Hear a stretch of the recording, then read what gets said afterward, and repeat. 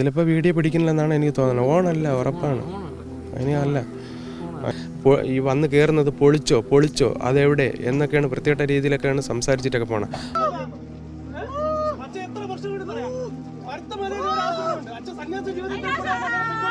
അച്ഛൻ സമാധിയാകുന്നതിന് 3 ദിവസത്തിന് മുന്നേ അമ്മയുടെ അടുത്ത് ഈ കാര്യങ്ങളെല്ലാം പറഞ്ഞിട്ടുണ്ടായിരുന്നു. അച്ഛന് കല്യാണം കഴിച്ച സമയത്ത് വേറെ എന്തോ നെയ്ത്തിൻ്റെ പരിപാടിയൊക്കെ ഉണ്ടായിരുന്നു. അത് കഴിഞ്ഞിട്ടാണ് കേരള ചുമട്ടുതൊഴിലാളിയായത്. എല്ലാവർക്കും അറിയാം അച്ഛൻ്റെ കാര്യം. മാർക്കറ്റിലുള്ള യൂണിയനിലുള്ളവരോട് ചോദിച്ചു കഴിഞ്ഞാൽ അച്ഛൻ്റെ കംപ്ലീറ്റ് ഡീറ്റെയിൽ അറിയാം. മുന്നേ പറഞ്ഞിട്ടുണ്ടായിരുന്നു 2 പേര് മാത്രം തന്നെ കർമ്മം ചെയ്താൽ മതി. ആ കർമ്മങ്ങളെല്ലാം സമാധി കർമ്മങ്ങളെല്ലാം കഴിഞ്ഞതിന് ശേഷം നിങ്ങൾ ആരെ അറിയിക്കുകയോ എന്തോണോ ചെയ്യാൻ പറഞ്ഞു.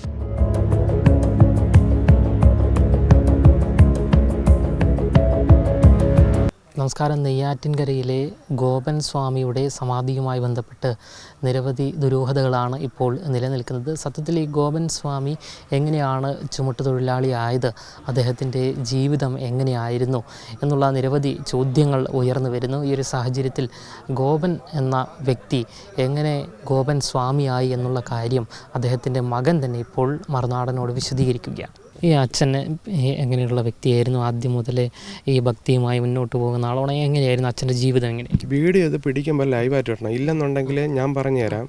വീഡിയോ പിടിക്കണമെങ്കിൽ ലൈവായിട്ട് ഇടണം. അല്ലെന്നുണ്ടെങ്കിൽ ഞങ്ങളിതിൽ കൂട്ടു നിൽക്കില്ല. മറുനാടൻ ടി വി ആയാലും എല്ലാ ടി വി ആയാലും കാര്യം ഞങ്ങൾ പറയുന്നത് സത്യസന്ധമായിട്ട് ഇടണം. കാര്യം മീഡിയ ചാനലിൽ ഏറ്റവും കൂടുതൽ ഒരു ഭാഗത്ത് മാത്രമേ അവർ മീഡിയ ചാനൽ കൂടുതലായിട്ട് അത് കേട്ടിട്ടുള്ളൂ. രണ്ടാമത്തെ ഭാഗം അവർ ചിന്തിക്കാതെയാണ് ചെയ്തിട്ടുള്ളത്. കാര്യം ഇവിടെ നിന്ന് ഞങ്ങളന്ന് സത്യസന്ധമായിട്ട് ലൈവ് എടുത്തിട്ട് ലൈവ് വിടണമെന്ന് പറഞ്ഞിട്ട് അവർ ചെയ്തിട്ടുള്ളതെന്ന് പറഞ്ഞാൽ അതിന് എഡിറ്റ് ചെയ്ത് കട്ട് ചെയ്തിട്ടാണ് ഇട്ടിട്ടുള്ളത്.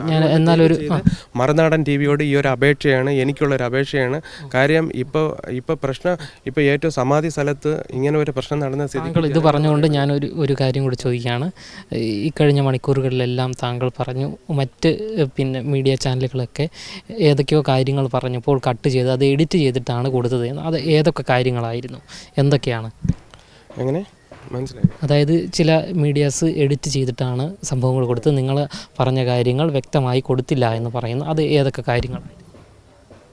ഏതൊക്കെ കാര്യങ്ങളെന്ന് പറഞ്ഞു കഴിഞ്ഞാൽ ഞാനിപ്പോൾ നിങ്ങളടുത്ത് സംസാരിച്ച കാര്യങ്ങൾ തന്നെയാണ്. കാര്യം ഈ വിശ്വംഭരൻ്റെതും ഈ നാഗരുടെ അമ്പലം പൊളിച്ചു മാറ്റുന്നതിൽ മുസ്ലിങ്ങൾ വന്ന് തർക്കമുണ്ടാക്കിയതിൻ്റെ പേരും അതൊന്നും മീഡിയയിൽ വന്നിട്ടില്ല. എനിക്കത് ഭയങ്കര വിഷമമുണ്ട്. കാര്യം ഇന്നലത്തെ ഞാൻ മീഡിയ ചാനലിൽ ഇത് പറഞ്ഞിട്ടുണ്ടായിരുന്നു. കാര്യം ഞങ്ങൾ സംസാരിക്കുന്നത് ലൈവ് വിടണം, അല്ലാതെ കട്ട് ചെയ്ത് എഡിറ്റ് ചെയ്ത് ഇടാൻ പാടില്ല. അതാണ് അതിൻ്റേതായിട്ടുള്ള ശരി. ഇപ്പോൾ എന്ന് പറഞ്ഞാൽ നമ്മൾ മീഡിയ എന്ന് പറഞ്ഞാൽ സത്യസന്ധമായിട്ടായിരിക്കണം കാര്യങ്ങൾ മുന്നോട്ട് കൊണ്ടുപോകേണ്ട. റേറ്റിങ്ങിന് മാത്രമല്ല, ഇതിപ്പോൾ എന്ന് പറഞ്ഞു കഴിഞ്ഞാൽ ഭയങ്കര ഒരു എന്താ പറയുക, ഒരു അച്ഛൻ്റെ ഒരു സമാധി സ്ഥലമാണ്. അവിടെ സത്യസന്ധമായിട്ടുള്ള നീക്കങ്ങളാണ് മുന്നോട്ട് പോകേണ്ടത്. അപ്പോൾ അതാണ് ഞാനും ആഗ്രഹിക്കുന്നത്. അത് തന്നെയാണ് നടപ്പിലാക്കേണ്ടത്. ഈ അച്ഛൻ്റെ ജീവിത രീതിയൊക്കെ എങ്ങനെയായിരുന്നു? ഇതിലിപ്പോൾ വീഡിയോ പിടിക്കുന്നില്ലെന്നാണ് എനിക്ക് തോന്നുന്നത്. ഓണല്ല, ഉറപ്പാണ്. അതിനല്ല എനിക്ക് സത്യസന്ധമായിട്ടുള്ള മറുപടി ആയിരിക്കണം എനിക്ക് ആവശ്യമായിട്ടുള്ളത്. ചോദിച്ചോ. അതായത് അച്ഛൻ്റെ ജീവിത രീതിയൊക്കെ എങ്ങനെയായിരുന്നു? അച്ഛൻ്റെ ജീവിത രീതി എന്ന് പറഞ്ഞു കഴിഞ്ഞാൽ അച്ഛൻ ചെറുതിലെ സന്യാസ ജീവിതമായിരുന്നു. ധ്യാനത്തിനൊക്കെ ഇരിക്കും. രണ്ടാമത്തെ കാര്യം എന്ന് പറഞ്ഞു കഴിഞ്ഞാൽ അച്ഛന് മരുത്വമല അവിടെ ഒരു ആശ്രമം ഉണ്ടായിരുന്നു. ആ ആശ്രമം ഇപ്പോൾ അയ്യാ വൈകുണ്ഠർക്ക് വിട്ടുകൊടുത്തിട്ടുണ്ടായിരുന്നു. അച്ഛൻ പിന്നെ അവിടെ സമാധി സ്ഥലത്തൊക്കെ പോയി ചടങ്ങും കാര്യങ്ങൾക്കൊക്കെ അച്ഛൻ പോകുമായിരുന്നു. അച്ഛൻ്റെ വസ്ത്രം കാവി വസ്ത്രമാണ് ധരിക്കാറുള്ളത്. കാവി മുണ്ടും കാവി ഷർട്ടുമായിരുന്നു എപ്പോഴും ധരിക്കാറുള്ളത്. കഴുത്തിലെപ്പോഴും രുദ്രാക്ഷം എപ്പോഴും ഉണ്ടാവും. പിന്നെ ഒരു വെള്ളിമാല രുദ്രാക്ഷമാണ് കഴുത്തിൽ എപ്പോഴും ഉണ്ടാകാറ്. പിന്നെ എൻ്റെ അച്ഛനെന്ന് പറഞ്ഞു കഴിഞ്ഞാൽ ആദ്യത്തെ നമ്മുടെ ഇവിടുത്തെ കാവ് വിളാകത്തുള്ള ആദ്യത്തെ ക്ഷേത്രം അഗസ്ത്യരുടെ ആയിരുന്നു. പിന്നീടാണ് ഈ പഴയത് കാണുന്ന ആ അമ്പലം വരുന്ന ശിവൻ്റെ അമ്പലം. ക്ഷേത്രത്തിൻ്റെ പണി കംപ്ലീറ്റ് പൂർത്തിയായതിനു ശേഷം ശിവലിംഗ പ്രതിഷ്ഠ അവിടെയാണ് നടത്തിയിട്ടുള്ളത്. അപ്പോൾ ഏകദേശം ഈ ക്ഷേത്രത്തിൻ്റെ പഴക്കം വന്നിട്ട് ഏകദേശം 25-30 വർഷത്തെ പഴക്കമുണ്ട്. ഈ പ്രതിഷ്ഠ അച്ഛനെന്ന് പറഞ്ഞാൽ ധ്യാനം ഇരിക്കുന്നതിന് ഭയങ്കര ഇതാണ്. അപ്പോൾ അച്ഛൻ ധ്യാനിക്കാനായിട്ട് പ്രത്യേക ആലിൻ്റെ മൂട്ടിലായിട്ട് ഋഷിപീഠം തന്നെ ചെയ്തിട്ടുണ്ടായിരുന്നു ധ്യാനത്തിന് വേണ്ടി. അച്ഛൻ സമാധിയാകുന്നതിന് 3 ദിവസത്തിന് മുന്നേ അമ്മയുടെ അടുത്ത് ഈ കാര്യങ്ങളെല്ലാം പറഞ്ഞിട്ടുണ്ടായിരുന്നു. പിന്നെ ഇതിലെന്ന് പറഞ്ഞു കഴിഞ്ഞാൽ ഈ വഴി തർക്കത്തിൻ്റെ പേരിൽ വന്ന സമയത്ത് ഇവിടുത്തെ വാർഡ് മെമ്പർ അജിതയുടെ അടുത്ത് വരെ പറഞ്ഞിട്ടുണ്ട്. അത് ഞാൻ അജിത മേഡത്തിൻ്റെ ഒരിടത്ത് പറഞ്ഞിട്ടുണ്ടായിരുന്നു, ഇപ്പോഴത്തെ വാർഡ് മെമ്പർ. അവരുടെ അടുത്ത് തന്നെ പറഞ്ഞിട്ടുണ്ടായിരുന്നു, ഇത് ഞാൻ സമാധി ഇരിക്കേണ്ട സ്ഥലമാണ്. ഞാനിപ്പോൾ ഇവിടെ ഇരിക്കുന്നത് ഋഷി ധ്യാനിക്കാനാണ്.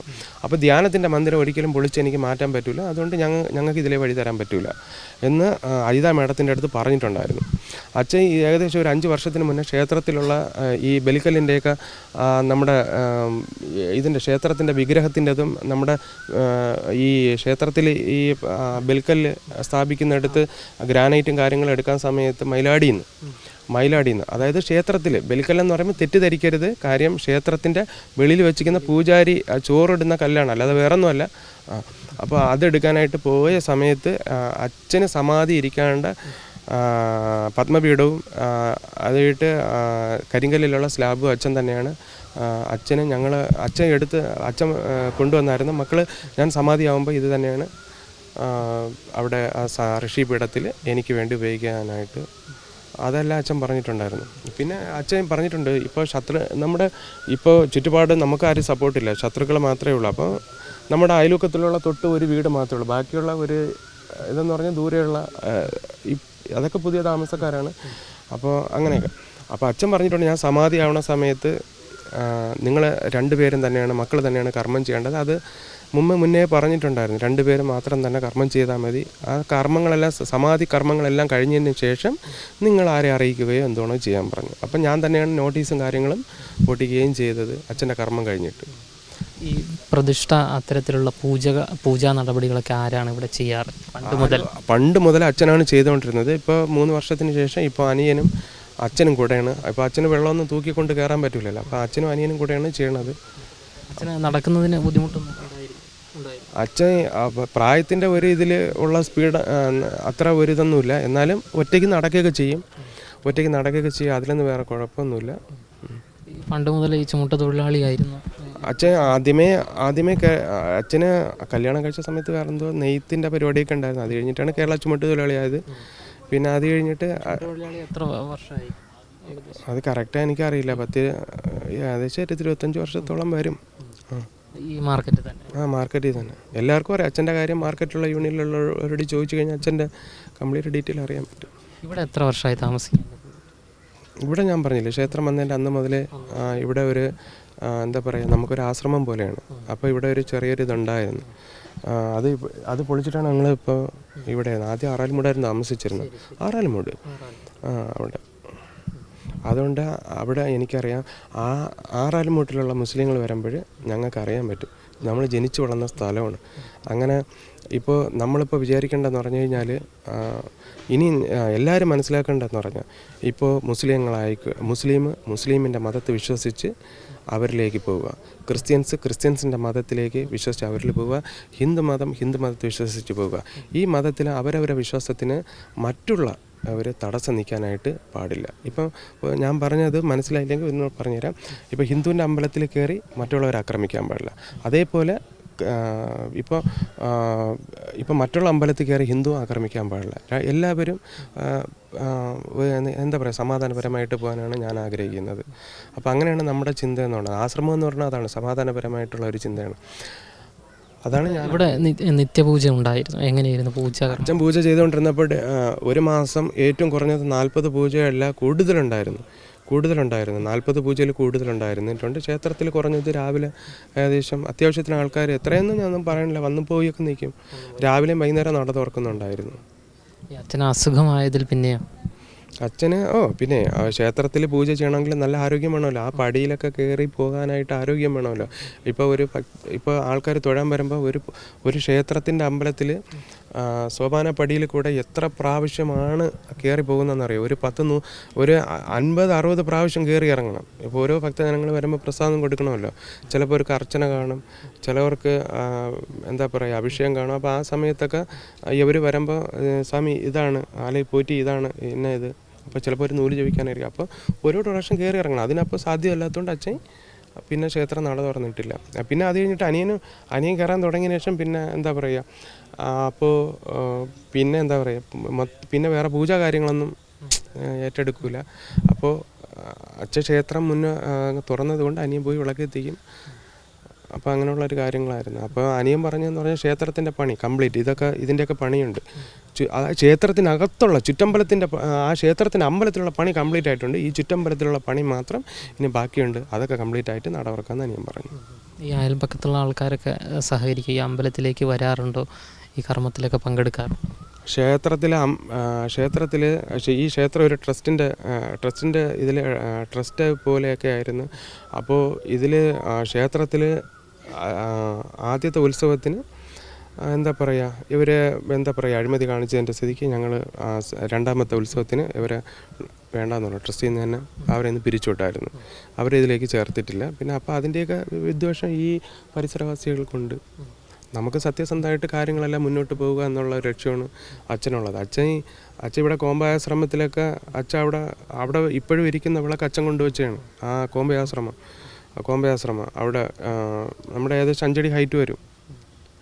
അപ്പോൾ അത് കൊണ്ടുവച്ചത് അച്ഛനാണ്. അപ്പോൾ സമാധി എവിടെയാണോ തമിഴ്നാട്, അച്ഛൻ അവിടെ എത്തും, വിളിച്ചു കഴിഞ്ഞാൽ എത്തും. അപ്പോൾ അച്ഛൻ അങ്ങനെയാണ്, സന്യാസ ജീവിതത്തിലാണ് വന്നത്. പിന്നെ ഇപ്പോൾ ഈ ഒരു നിസ്സാര ഒരു കാര്യത്തിന് വേണ്ടി ഇപ്പോൾ ഒരു എന്താ പറയുക, ഞാൻ ഇപ്പോൾ എന്താ പറയുക, ഈ നല്ലതായിട്ട് പോകുന്ന ഒരു ക്ഷേത്രത്തെ ഇല്ലാതാക്കാനാണ് മുസ്ലിങ്ങൾ തീരുമാനിച്ചിട്ടുള്ളത്.